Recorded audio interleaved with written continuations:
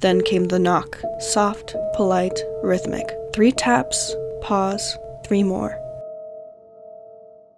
Hey guys, welcome back to my channel. You're watching a mediocre existence. So I have a bit of an update for October. I'm not going to be able to do the videos anymore because my SSD failed and I had to go replace it. The laptop's actually being replaced at Lenovo right now. So, all of my documents are gone. All of that footage of me drawing. But in the meantime, I was actually preparing to start another series anyway, where I do a time-lapse of me drawing, and then I read you guys spooky stories from Reddit, and I'm gonna call it a spooky existence. Huh? Get it? Get it? So I'm gonna provide a link to each story in the description. It's just that I don't have enough subscribers for the links to be clickable. You're just gonna have to copy and paste if you wanna go and give the author some love. And I'm going to include the title and the author in the story just because some of these stories are really interesting and I wanna give the person credit. They do a good job. Also, a disclaimer, I'm not fact-checking the stories. I'm assuming they're all fiction. I'm just reading them because I think they're interesting. He never left. People ask why I sleep with the lights on. Some think it's a joke. Others assume it's some kind of trauma response, but they don't press. I'm grateful for that, because when I do tell the story, if I ever let myself get close enough to someone to tell it, they never look at me the same way again. Like I'm broken, or worse, like I'm lying. Maybe both. But I know what I saw, and I know what I heard. And most terrifying of all, I know what I felt. It started on a Thursday night in March, about 2 years ago. I had just moved into a modest 1-bedroom apartment in an older building on the edge of town. The rent was low, the neighbors quiet, the brick exterior had a comforting kind of charm. I was tired of roommates, tired of shared spaces and fake friendliness. This place felt like solitude, like peace. The first 2 weeks were uneventful. I fell into a rhythm. Work, home, dinner, sleep. I cooked for myself, I read in bed. I even took walks around the block at night when the streets were empty and the air smelled like rain and wood smoke.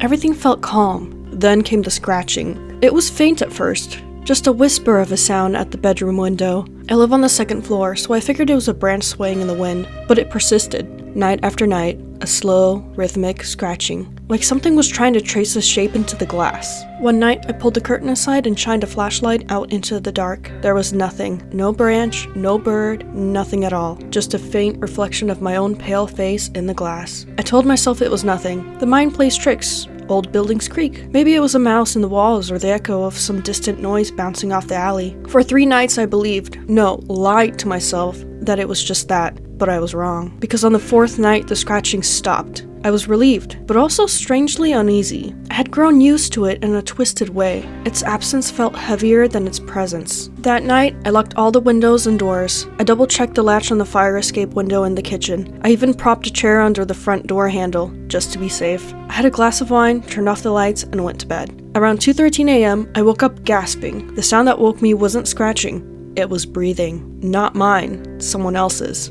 Wet and shallow. Just inches from my face. I shot up and turned on the bedside lamp. No one was there. My room was empty, but the air felt wrong, heavy, like the moment after someone leaves a room, but their warmth still lingers. I sat awake until dawn, clutching a kitchen knife and watching the shadows crawl across the ceiling. I told myself I had been dreaming, that my imagination had gotten the better of me. That was easier than the truth. The next night, I barely slept. Every creak made my heart jump. Every gust of wind against the window felt like a hand trying to find its way in. A simple break-in, but it changed me forever. It was Sunday. I remember that clearly because I had stayed in all day, trying to get ahead on some work. Around 9 p.m. I decided to take a shower. I left my phone on the bed, my laptop on the kitchen table, and the front door dead-bolted.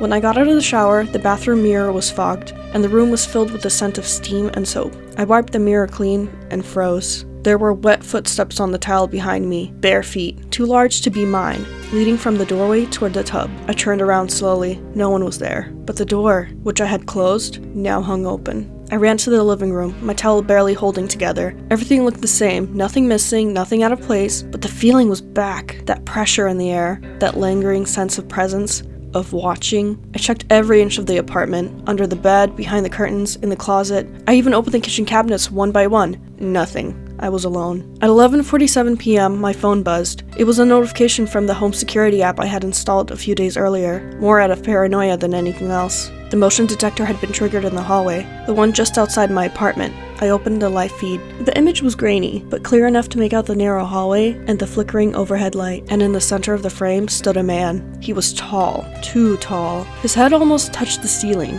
He wore a filthy hooded coat that hung in tatters around his knees. His face was pale, not white, but a kind of ashen gray, like old paper left out in the sun. He didn't move, he just stood there, staring at my door, as if waiting for something. I didn't breathe. I didn't move. I watched the feed for what felt like hours, and then, without warning, the screen went black. I jumped up and ran to the peephole. The hallway was empty. I called the police. They arrived 20 minutes later, 2 officers. They checked the hallway, the stairwell, even the roof. No sign of anyone. No forced entry, no footprints, nothing. They told me to get some rest. That it was probably a prank or a glitch in the camera. The irony in their judgment. I didn't sleep that night, or the night after. I moved a dresser in front of the door. I kept every light in the apartment on. I stopped going to work. I barely ate. I just sat there, waiting. It happened 3 nights later. Exactly at 3:12 a.m., I heard the doorknob churn. Not jiggle, churn. Smooth and deliberate. The deadbolt held, but the sound still chilled my blood. I stared at the door, unable to move, my body frozen in place by some primal fear I'd never known before. Then came the knock. Soft, polite, rhythmic. 3 taps, pause, 3 more. I didn't respond. I couldn't.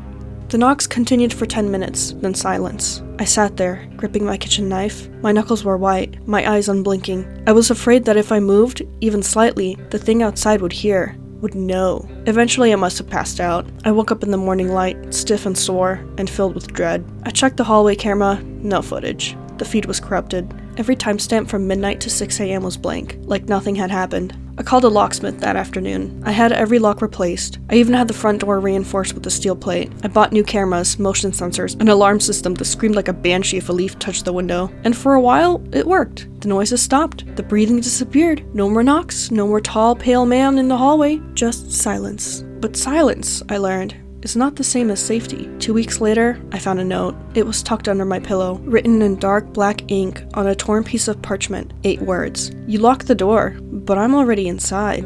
I moved out that same day, packed what I could fit into my car, and drove 6 hours to a different city. Found a new apartment, top floor, no fire escape. Double locks on every window, cameras in every room. I even sleep with salt around the bed. A friend told me it helps. The truth is, I don't think it matters. Because wherever I go, he follows. Sometimes I wake up and smell that same wet, rotten breath. Sometimes I find fingerprints on the mirror that don't belong to me. Sometimes I hear the knock. Soft, rhythmic, 3 taps, pause, 3 more. So I keep the lights on, and I don't open the door. Not ever again. Ooh, this one put a chill down my spine. As someone who's experienced sleep paralysis countless amount of times, it's definitely creepy having a figure hover over you. This story obviously talked about a situation outside of sleep paralysis, which is way worse in my opinion. Like, if the creepy entities are suddenly existing outside of my dreams, I'm running for the hills. Alright, so the next story is, there's something seriously wrong with the farms in Ireland. Just a disclaimer, this is written by someone who has an English accent, and so there's English jargon in there, and I don't know if you've noticed, but I don't speak in an English accent. It might sound a bit weird when it's just English jargon in my little American little voice, so my bad.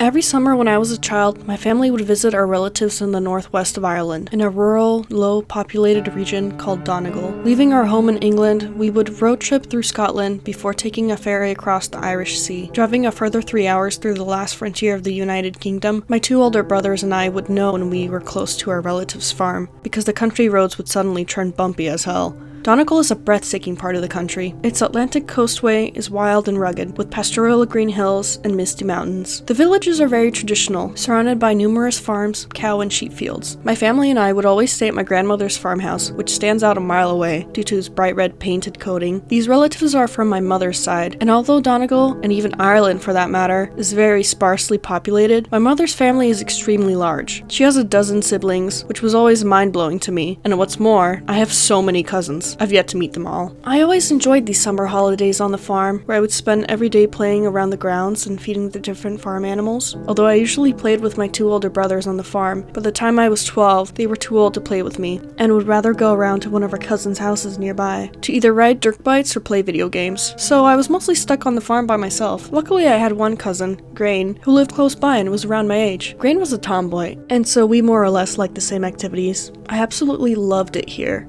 and so did my brothers and my dad. In fact, we loved Donegal so much we even talked about moving here, but for some strange reason, although my mom was always missing her family, she was dead against any ideas of relocating. Whenever we asked her why, she would always have a different answer. There wasn't enough jobs, it's too remote, and so on. But unfortunately for my mom, we always left the family decisions to a majority vote, and so if the 4 out of 5 of us wanted to relocate to Donegal, we were going to. On one of these summer evenings on the farm, and having neither my brothers or Grain to play with, my Uncle Dave, who ran the family farm, asks me if I'd like to come with him to see a baby calf being born on one of the nearby farms. Having never seen a newborn calf before, I enthusiastically agreed to tag along. Driving for 10 minutes down the bumpy country road, we pull outside the entrance of a rather large cow field. Where waiting for my Uncle Dave were 3 other farmers. Knowing how big my Irish family was, I assumed I was probably related to these men too. Getting out of the car, these 3 farmers stare instantly at me, appearing both shocked and angry. Striding up to my Uncle Dave, one of the farmers yells at him, "What the hell's this Wayne doing here?" Taken aback a little by the hostility, I then hear my Uncle Dave reply, "He needs to know. You know as well as I do, they can't move here." Feeling rather uncomfortable by this confrontation, I was now somewhat confused. What do I need to know? And more importantly, why can't we move here? Before I turned to Uncle Dave to ask him, the 4 men quickly halt their bickering and enter through the field gate entrance. Following the men into the cow field, the late evening had turned dark by now, and not wanting to ruin my good trainers by stepping in any cow paths, I walked very cautiously and slowly. So slow, in fact, I've gotten separated from my uncle's group. Trying to follow the voices through the darkness and thick grass, I suddenly stop in my tracks. Because in front of me, staring back with unblinking eyes, was a very large cow. So large, I at first mistook it for a bull. In the past, my Uncle Dave had warned me not to play in the cow fields, because if cows are with their calves, they may charge at you. Seeing this huge cow staring stonewall at me, I was really quite terrified, because already knowing how freakishly fast cows can be, I knew if it charged at me, there was little chance I would outrun it. Thankfully, the cow stayed exactly where it was, before losing interest in me and moving on. I know it sounds ridiculous talking about my terrifying encounter with a cow, but I was a city boy after all. Although I regularly fed the cows on the family farm, these animals felt somewhat alien to me, even after all these years. Brushing off my close encounter, I continued to try and find my Uncle Dave. I eventually found them on the far side of the field's corner. Approaching my uncle's group, I then see they're not alone. Standing by them were 3 more men and a woman, all dressed in farmer's clothing. But surprisingly, my cousin Grain was also with them.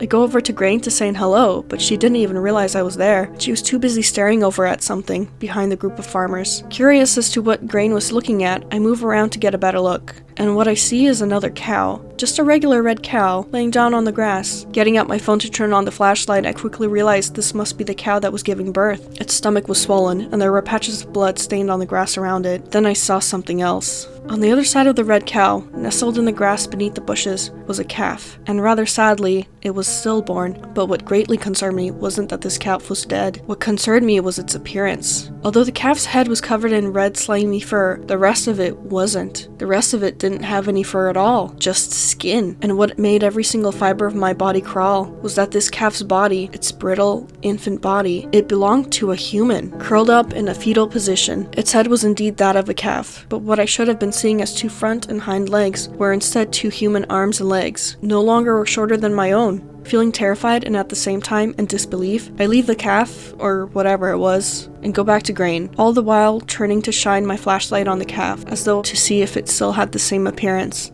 Before I can make it back to the group of adults, Grain stops me. With a look of concern on her face, she stares silently back at me before she says, "You're not supposed to be here. It was supposed to be a secret." Telling her my Uncle Dave had brought me, I then ask what the hell that thing was. "I'm not allowed to tell you," she says. "This was supposed to be a secret." 20 or 30 so minutes later, we were all standing around as though waiting for something, before the lights of a vehicle pull into the field and a man gets out to come over to us. This wasn't a farmer. He was some sort of a veterinarian. Uncle Dave and the others bring him to tend to the calf's mother, and as he did, me and Grain were made to wait inside one of the men's tractors. We sat inside the tractor for what felt like hours. Even though it was summer, the night was very cold, and I was only wearing a soccer jersey and shorts. I tried prying Grain for more information as to what was going on, but she wouldn't couldn't talk about it, or at least she wasn't allowed to talk about it. Luckily, my determination for answers got the better of her, because more than an hour later, with nothing but the cold night air and awkward silence to accompany us both, Grain finally gave in. This happens every couple of years, to all the farms here, but we're not supposed to talk about it.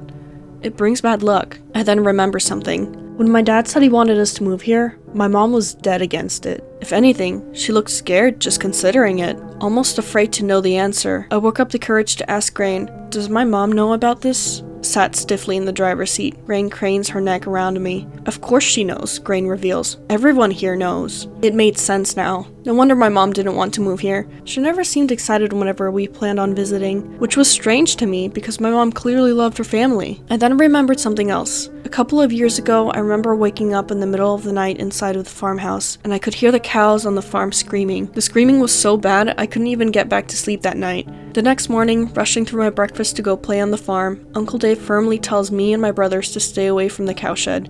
He didn't even give an explanation. Later on that night, after what must have been a good 3 hours, my Uncle Dave and the others come over to the tractor. Shaking Uncle Dave's hand, the veterinarian gets into his vehicle and leaves out the field. I then noticed 2 of the other farmers were carrying a black bag or something, each holding separate ends as they walked. I could see there was something heavy inside, and my first thought was they were carrying the dead calf, or whatever it was, away. Appearing as though everyone was leaving now, Uncle Dave comes over to the tractor to say we're going back to the farmhouse, and that we would drop off Grain home along the way. Having taken Grain home, we then make our way back along the country road, where both me and Uncle Dave sat in complete silence. Uncle Dave driving, just staring at the stretch of the road in front of us, at me, staring silently at him. By the time we get back to the farmhouse, it was 2 o'clock in the morning, and the farm was dead silent. Pulling up outside the farm, Uncle Dave switches off the car engine. Without saying a word, we both remain in silence. I felt too awkward to ask him what I had just seen, but I knew he was waiting for me to do so. Still not saying a word to one another, Uncle Dave turns from the driver's seat to me, and he tells me everything Grain wouldn't. "Don't you see now why you can't move here?" he says. "There's something wrong with this place, son. This place is cursed. Your mommy knows. She's known since she was a Wayne. That's why she doesn't want you living here." "Why does this happen?" I ask him. "This has been happening for generations, son. For hundreds of years. The animals in the country have been giving birth to these things." The way my Uncle Dave was explaining all this to me, it was almost like a confession, like he'd wanted to tell the truth about what's been happening here all his life. It's not just the cows, it's the pigs, the sheep, the horses, even the dogs. The dogs? It's always the same. They have the head as normal, but the body's always different. It was only now, after a long and terrifying night, that I suddenly started to become emotional. That, and I was completely exhausted. Realizing this was all too much for a young boy to handle, I think my Uncle Dave tried to put my mind at ease. "Don't worry, son. They never live." Although I wanted all the answers, I now felt as though I knew far too much. But there was one more thing I still wanted to know. What do they do with the bodies? "Don't you worry about it, son. Just tell your mommy that you know. But don't go telling your brothers or your daddy now. She never wanted them knowing." By the next morning, and constantly rethinking everything that happened in the previous night, I look around the farmhouse for my mom. Thankfully, she was alone in her bedroom folding clothes, and so I took the opportunity to talk to her in private.